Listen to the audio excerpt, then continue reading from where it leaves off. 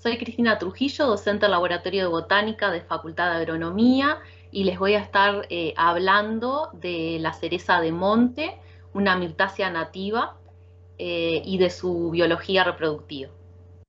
En esta oportunidad les presento nuestra cereza, explorando la biología reproductiva de Eugenia Involucrata. Les estaré contando de quién es y dónde sucede, por qué nos interesa estudiar este frutal, qué preguntas tenemos desde el punto de vista de la biología reproductiva, con qué materiales estamos trabajando y los avances en relación a algunas de las preguntas que nos planteamos. Eugenia Involucrata, como bien les dije, es una mirtácea nativa del género de la pitanga, el género Eugenia. Como ven, las flores se parecen bastante a las flores de pitanga, si bien son un poco más grandes, y se diferencian porque la cereza de monte tiene un involucro de dos brácteas bastante grandes y vistosas por fuera del ciclo de sépalos.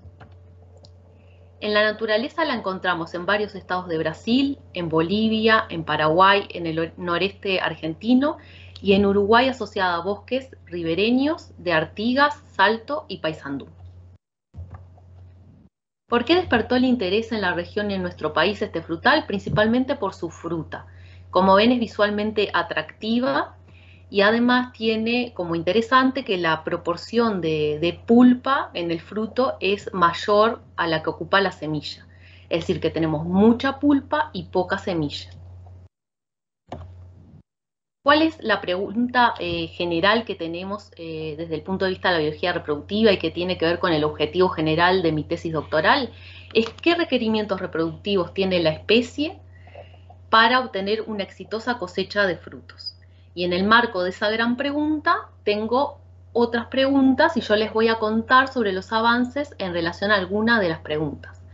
Es decir, cómo es la biología floral y la fenología de la floración de la especie y qué modos reproductivos están presentes en la especie. Si bien en la bibliografía dicen que es autógama, nosotros queremos saber si hay otros modos reproductivos operando y si hay alguna predominancia de uno en relación a otro.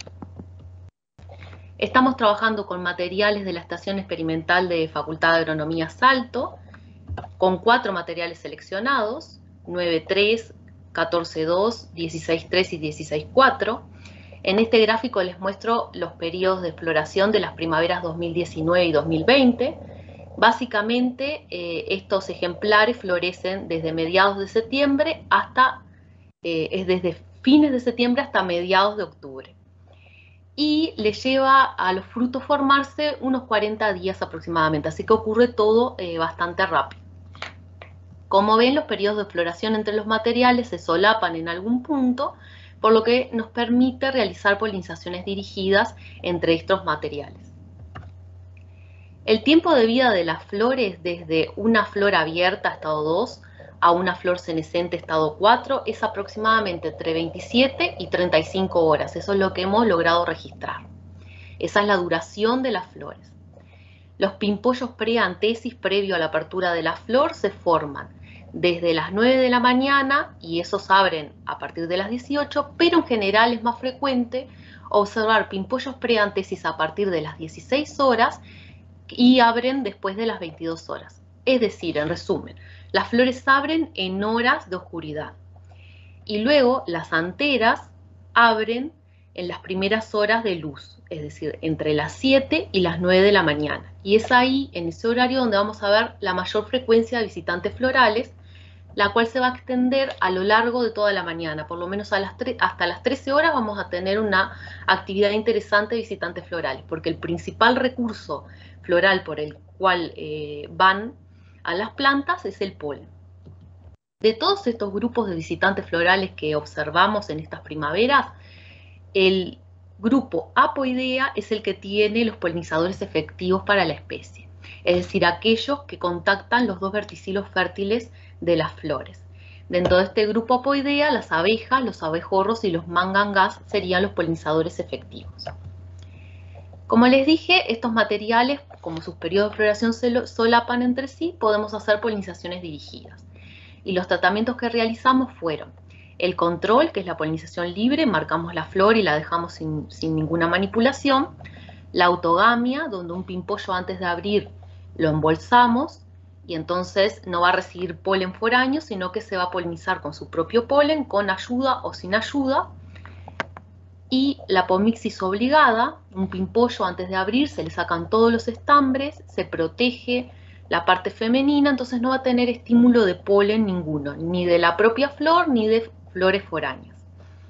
Y en la cenogamia partimos también de un pimpollo cerrado, le sacamos todos los estambres, protegemos la parte femenina para que no le llegue polen extraño y en el momento que tenemos disponible polen del dador deseado, polinizamos y volvemos a aislar ese estigma.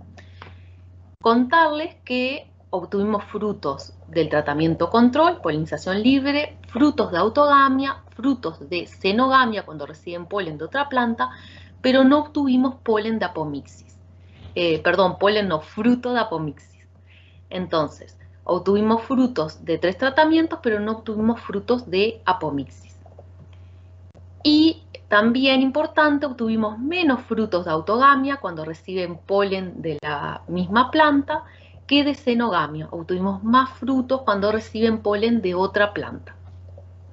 Las semillas de los frutos, producto de las polinizaciones dirigidas, se colocaron a germinar, obtuvimos un porcentaje de germinación muy alto, fue bastante exitosa. Y aquí en esta gráfica lo que representamos es el número de plantas que tenemos en las diferentes combinaciones. Acá abajo tenemos las 4 plantas madre, 9,3, 14,2, 16,3 y 16,4. Entonces cuando 9,3 la cruzamos con 9,3, es decir, una autogamia, recibió polen de la misma planta, obtuvimos poquitos frutos y por tanto en la germinación pocas plantas, 3 plantas de ese cruzamiento. Sin embargo, en una cenogamia, 9,3 con polen de 14,2, obtuvimos muchos frutos, por tanto, muchas plantas, más de 60 plantas de progenie. Y lo mismo si tomamos como ejemplo otro individuo. 16,4 por polen 16,4, 5 plantas. 16,4, por ejemplo, con polen del papá 14,2, obtuvimos más de 80 plantas. Entonces nos quedamos con este concepto. Más frutos, más plantas en cenogamias y menos fruto, menos plantas de progenie de autogamias. Así como algunas flores tratadas las dejamos llegar a frutos, otras las fijamos a diferentes tiempos después de haber sido polinizadas, en un rango entre 8 horas después de polinizadas a 48 horas después de ser polinizadas. Para ver primero si en las autogamias, cuando reciben polen de la misma planta, hay germinación, o lo mismo si hay germinación con polen de otras plantas, es decir, si hay compatibilidad, y luego para ver si en alguno de esos cruzamientos se desarrollan más rápidamente que en otros cruzamientos los tubos polínicos en el recorrido por el estilo. Acá vemos en fluorescencia los tubos polínicos recorriendo el estilo.